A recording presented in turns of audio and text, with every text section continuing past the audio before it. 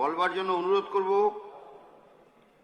বিক্রমা নস্কর, মাননীয় সদস্য বিক্রমা নস্কর। আপনার সময় 7 মিনিট। নমস্কার। আজকের এই মহতী সদনে আমার বলতে দেওয়ার জন্য বাজেটের উপরে আমি সম্পূর্ণ গোসভাবাসী এবং সুন্দরবনবাসীর পক্ষ থেকে আমি আপনাকে ধন্যবাদ জ্ঞাপন করছি। মহোদয়, এবছর এই বাজেটে বন্দে মাতরমের 150 বছর পূর্তি উপলক্ষে যে একটি মিউজিয়াম এবং পর্যটন কেন্দ্র হিসাবে তুলে নেওয়ার জন্য স্থাপন করবার জন্য যে ব্যবস্থা গ্রহণ করা হয়েছে, আমি সেই জন্যে আমাদের সম্মানীয় মুখ্যমন্ত্রী এবং আমাদের সম্মানীয় অর্থমন্ত্রীকে আমি আন্তরিকভাবে সাধুবাদ জানাচ্ছি। এই বন্দে মাতরম যে ভারতীয় স্বাধীনতা আন্দোলনে যুব সমাজের মধ্যে বিদ্যুৎ সঞ্চার করেছিল, আগামী দিনে এই মিউজিয়াম এই সমস্ত ভারতবর্ষের নাগরিকদের মধ্যে জাতীয়তাবাদ এবং দেশপ্রেমের বিদ্যুৎ সঞ্চার করবে, এই আশা এবং আকাঙ্ক্ষা আমি রাখছি। অধ্যক্ষ মহোদয়, বহুত দিন পরে একটি ঐতিহাসিক ব্যক্তিত্বের সম্মান আজকের এই বিধানসভা দ্বারা, এই সরকার দ্বারা আজকে স্থাপিত হয়েছে। ডক্টর শ্যামাপ্রসাদ মুখার্জি ভারত কেশরী জিরাটে তার যে 125 ফুট যে মূর্তি স্থাপন হচ্ছে, এই মূর্তি স্থাপনের মধ্য দিয়ে আজকের এই শ্যামাপ্রসাদের যে কর্মজীবন, তার যে হিন্দু বাঙালির যে হোমল্যান্ডের জন্য পশ্চিমবঙ্গ স্থাপনে তার অনস্বীকার্য ভূমিকা, তার প্রতি সম্মান প্রদর্শনে সরকার যে বাজেটের মধ্যে প্রাবধান রেখেছে, আমি সেই উদ্যোগকে সাধুবাদ জানাই।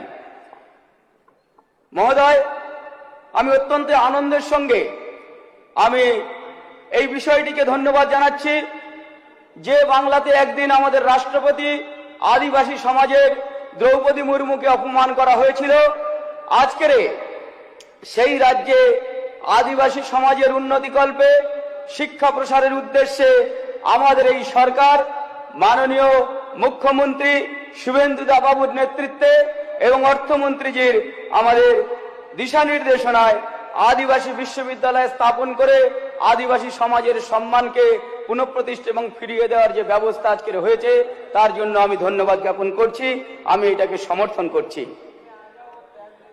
আজকে যে গ্র্যাজুয়েট স্নাতক স্তরের যে শিক্ষার জন্য আমাদের এখানে আমাদের ঘরের মেয়েদের যে সুযোগ এবং অর্থনৈতিক সহায়তা এই বাজেটের মধ্যে রাখা হয়েছে, আজকের যে শক্তিশালী নারী সমাজকে স্থাপন করবার যে উদ্যোগ আজকের এই সরকার নিয়েছেন, আমি এই উদ্যোগকে আমি সমর্থন জানাচ্ছি এবং তার সঙ্গে সঙ্গে এই একটা সুঝাও বা পরামর্শ আমি দিতে চাই যে মেধার ভিত্তিতে সমাজের প্রত্যেক স্তরের প্রত্যেক মানুষের ঘর থেকে যে সমস্ত মেধাবী ছাত্রছাত্রী আছে, প্রত্যেকের জন্য একটি ফ্রি পয়সায় উচ্চ শিক্ষার যাতে ব্যবস্থা দেওয়া হয়, তার জন্য আমি এই আবেদন এবং এই নিবেদন আমি রাখছি, যাতে করে সমাজের মধ্যে মেধার বৃদ্ধি পায়, তার ব্যবস্থা আগামী দিনে একটি সমাজ গঠনে নির্মাণ হয়, তার ব্যবস্থা নির্মাণ করা যায়।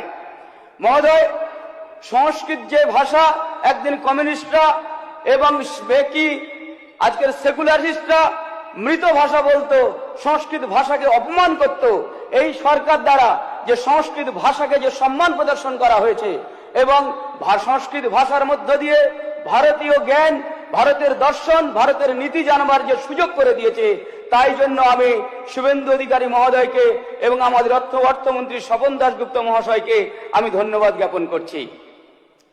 মহোদয়, একটি বিষয় অত্যন্ত স্পর্শকাতর যে সুন্দরবনের দ্বীপভিত্তিক যে একটি প্রসূতি কেন্দ্র স্থাপন করবার যে ব্যবস্থা সরকার গ্রহণ করেছে, আমি তাকে ধন্যবাদ জানাই।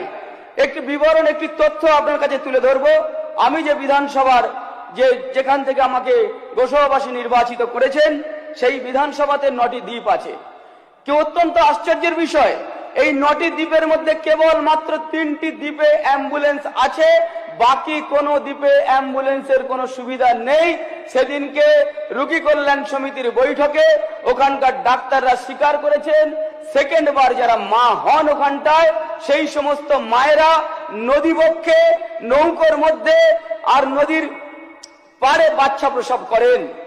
আমি এই স্পর্শকাতর বিষয়টিকে আজকের এই মহতী সদনে উপস্থাপন করছি যে গোসবা মায়েদের সম্মান রক্ষা করবার জন্য উপযুক্ত অ্যাম্বুলেন্স এবং যাতায়াতের ব্যবস্থার মধ্য দিয়ে গোসবা তথা সুন্দরবনবাসীর দ্বীপাঞ্চলের মানুষের যে সম্মান রক্ষা করবার যদি ব্যবস্থা এই সদনের মাধ্যমে হয়, আমি সুন্দরবনবাসীর পক্ষ থেকে অত্যন্ত কৃতজ্ঞতা আমি ব্যক্ত করব তার জন্যে।